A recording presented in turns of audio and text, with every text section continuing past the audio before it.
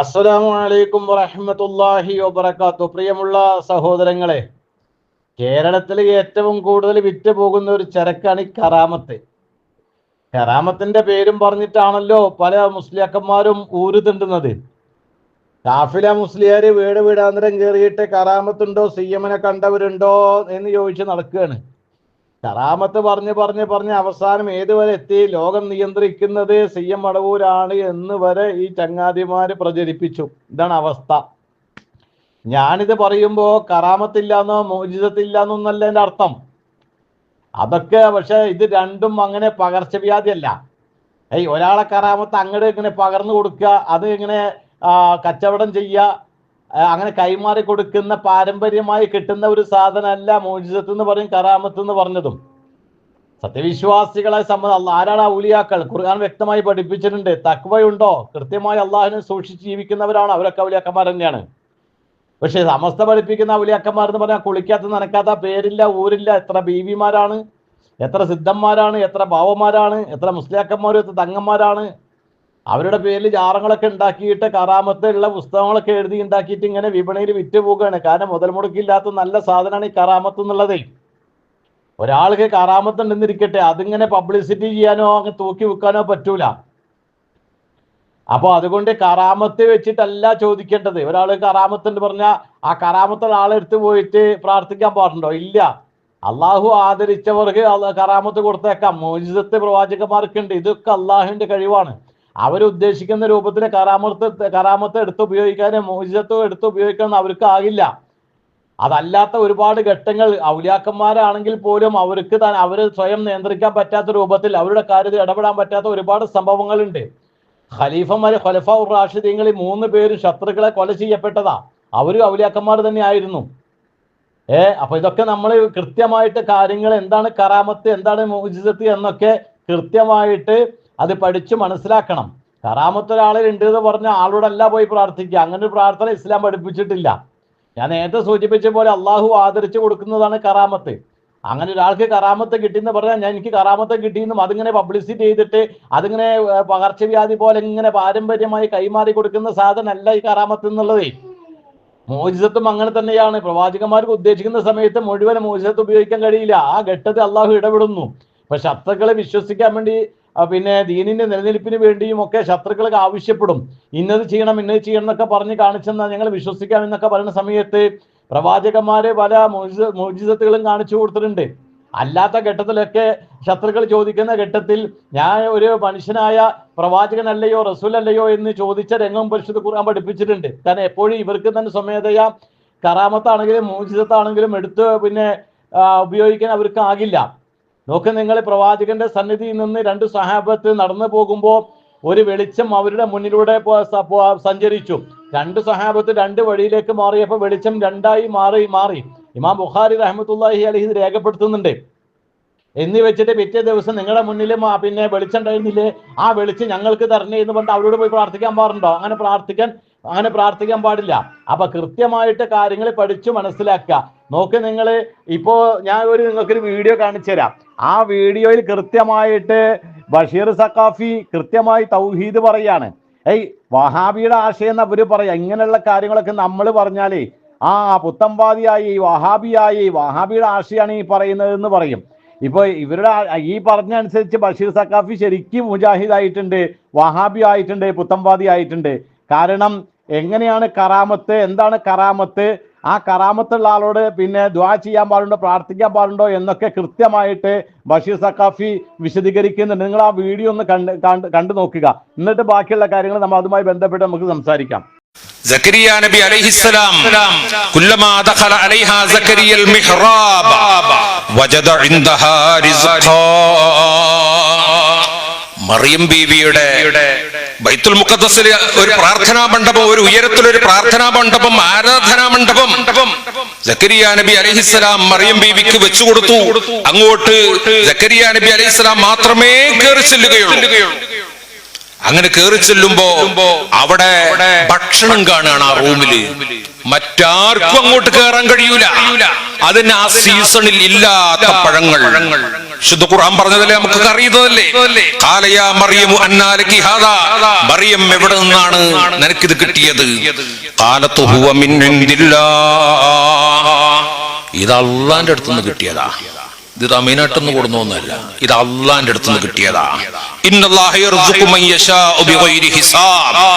അള്ളാഹു അവർ ഉദ്ദേശിക്കുന്നവർക്ക് കണക്ക് വെക്കാതെ കൊടുക്കുന്നു. നമ്മളതിന് കണക്ക് വെക്കുകയാണ്. അള്ളാന്റെ കഴിവിനും അള്ള കൊടുക്കണതിനൊക്കെ നമ്മൾ കണക്ക് വെക്കുക. അള്ള പറഞ്ഞ് കണക്ക് വെക്കാതെ കൊടുക്കുന്നു. ഇതാണ് പറഞ്ഞപ്പോ മറിയം ബീവിക്ക് ഭക്ഷണം കൊണ്ടുപോയി കൊടുക്കുന്നത് സക്കരിയ നബി അലൈഹിസ്സലാമാണ്. പക്ഷേ മറിയം ബീവിയുടെ ആ റൂമിൽ ആരാരും കയറി ചെല്ലാത്ത ആ റൂമിൽ ചെന്നപ്പോ അകാലത്ത് കിട്ടുന്ന കനികൾ, കായ്ക്കനികൾ അവിടെ കണ്ടപ്പോ ഇത് എവിടുന്നേ മറിയം നിനക്ക് കിട്ടിയതെന്ന് ചോദിച്ചപ്പോ ഇത് അള്ള തന്നതാണെന്ന് പറഞ്ഞപ്പോ മറിയം ബീവിയുടെ കറാമത്ത്.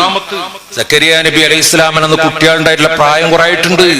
ഹുനാലിക ദഅ സക്കരിയ റബ്ബഹു, ആ സ്പോട്ടിൽ സക്കരിയ നബി അലൈഹിസ്സലാം റബ്ബിനോട് ദുആ ചെയ്തു. ഖാല റബ്ബി ഹബ്ലി മിൻ ലദുൻക ദുർരിയതൻ ത്വയ്യിബ ഇന്നക സമീഉദ് ദുആ. പടച്ചോനെ എനിക്കൊരു സന്താനത്തെ കൊണ്ടാ. അകാലത്ത് കനി കൊടുക്കാൻ കഴിയുമെങ്കിൽ പ്രായം ചെന്ന എനിക്ക് സന്താനത്തെ നൽകാൻ നിനക്ക് കഴിയുമല്ലോ അല്ലാഹ്. ആ ദുആയിൽ അല്ലാഹു തആല. പ്രിയമുള്ള സഹോദരങ്ങളെ, എത്ര വ്യക്തമായിട്ടാണ് പരിശുദ്ധമായ ഖുർആൻ ഓതിയിട്ട് ബഷീർ സഖാഫി കാര്യങ്ങൾ വിശദീകരിക്കുന്നത്. ഇത് ഞാനോ നിങ്ങളോ പറഞ്ഞാൽ പറയും അത് വഹാബി ആശയാണ് എന്ന് പറയും, അല്ലെങ്കിൽ പുത്തംവാദിയാണ് എന്ന് പറയും. അങ്ങനെയൊക്കെ പറയുകയാണെങ്കിൽ ബഷീർ സഖാഫി മുജാഹിദായി, ശരിക്കും പുത്തംവാദിയായി. കാരണം നമ്മളാണ് ഈ ആശയം പറയേണ്ടത്. പക്ഷെ ഇവരൊക്കെ പഠിച്ച് കൃത്യമായിട്ട് ഇവർക്ക് കാര്യം അറിയാഞ്ഞിട്ടല്ല, പിന്നെ എങ്ങനെയോ ഒക്കെ അബദ്ധവശം അങ്ങനെ പറഞ്ഞു പോവുകയാണ്. എന്നിട്ട് കാരണന്മാരുടെ ആ പാന്താവിൽ കൂടെ അവരിങ്ങനെ പിൻപറ്റി ജീവിക്കുകയും ചെയ്യും.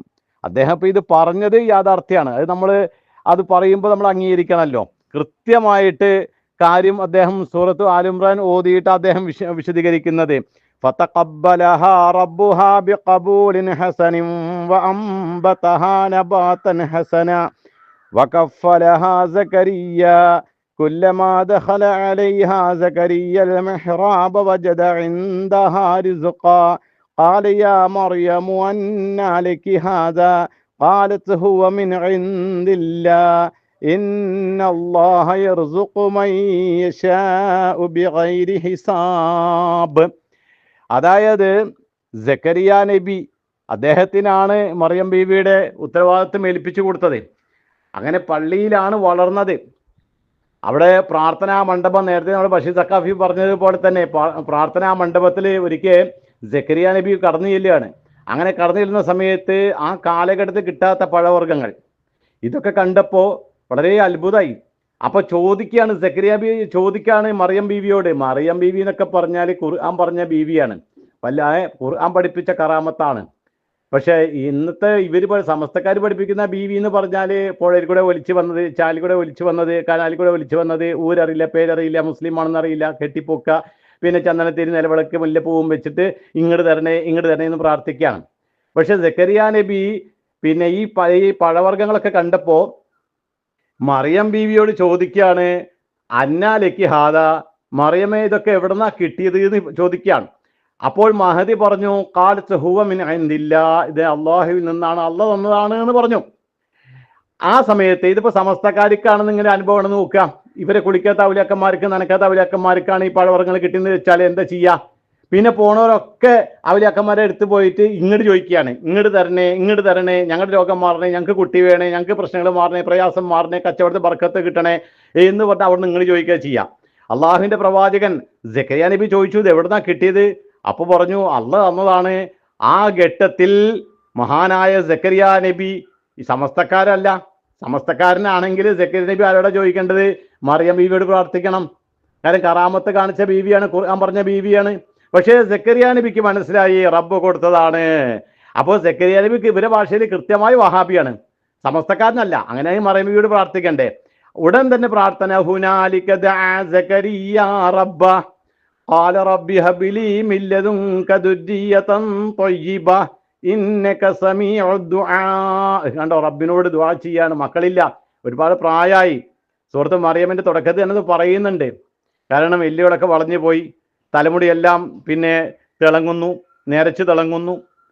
എന്നാലും എൻ്റെ റബ്ബിനോട് ദുആ ചെയ്തിട്ട് ഞാൻ പരാജയപ്പെട്ടിട്ടില്ല റബ്ബേ എന്ന് പറഞ്ഞ പ്രാർത്ഥന. അപ്പോൾ അള്ളാഹുവിനോട് ദുആ ചെയ്യാണ്. അങ്ങനെ പഠിപ്പിച്ചതാ പ്രവാചകന്മാര്. അല്ലാതെ കറാമത്തുണ്ടെന്നും പറഞ്ഞിട്ട് ഓടി ചെന്നിട്ട് ഇങ്ങോട്ട് തരണേ എന്ന് ചോദിക്കുന്ന രീതി ഇസ്ലാം പഠിപ്പിച്ചതല്ല. അപ്പോൾ വളരെ കൃത്യമാണ് ബഷീർ സഖാഫി ആയത്ത് ഓതിയിട്ട് വിശദീകരിച്ചത്. അങ്ങനെ അങ്ങോട്ട് വന്നാൽ മതി, ആ പാന്താവിലേക്ക് അങ്ങോട്ട് വന്നാൽ മതി. ഇപ്പോൾ ശരിക്ക് ഇത് കേട്ടിട്ട് ഇപ്പോൾ ശരിക്ക് പറയുകയാണെങ്കിൽ ഇപ്പോൾ ആരാണ് മുജാഹിദ് ആയത്, പുത്തംവാദി ആയത്, വഹാബി ആയത്? ബഷീർ സഖാഫി. പക്ഷെ അത് പറയില്ല. ഇത് നമ്മൾ പറയുകയാണെങ്കിലോ നമ്മളാണ് കുറ്റക്കാർ. അല്ലെങ്കിൽ തന്നെ കറാമത്ത് നിഷേധിക്കുന്നു, പിന്നെ മോചിതത്ത് നിഷേധിക്കുന്നവരാണ് വഹാബികൾ, പുത്തംവാദികൾ എന്നൊക്കെ പറഞ്ഞ് എപ്പോൾ നാളേക്ക് 40 പ്രാവശ്യം പരാതിയും പിന്നെ പ്രശ്നങ്ങളുമായിട്ടാണ് ഇവർ ജനങ്ങളെ പ്രചരിപ്പിക്കുന്നത്. അപ്പോൾ കൃത്യമായിട്ടുള്ള കാര്യങ്ങൾ പറഞ്ഞാൽ നമ്മളത് കൃത്യമായിട്ട് അംഗീകരിക്കും. അതാര് പറയാൻ ശരി, അത് കാന്തപുരം പറയാനും കുഴപ്പമില്ല, സമസ്തയാണ് പറഞ്ഞാലും കുഴപ്പമില്ല. സത്യമായിട്ട് അള്ളാൻ്റെ ദീൻ കൃത്യമായിട്ട് പറഞ്ഞു കഴിഞ്ഞാലില്ലേ നമ്മൾ നിങ്ങളുടെ കൂടെ ഉണ്ടാവും. പക്ഷെ നിങ്ങൾ വികലമാക്കുമ്പോഴാണ് നമ്മൾ എതിർക്കേണ്ടി വരുന്നത്, അല്ലാതെ വ്യക്തിപരമായി കൊണ്ടല്ല. അള്ളാഹു അനുഗ്രഹിക്കട്ടെ. അസ്സലാമു അലൈക്കും വറഹ്മത്തുള്ളാഹി വബറകാതുഹു.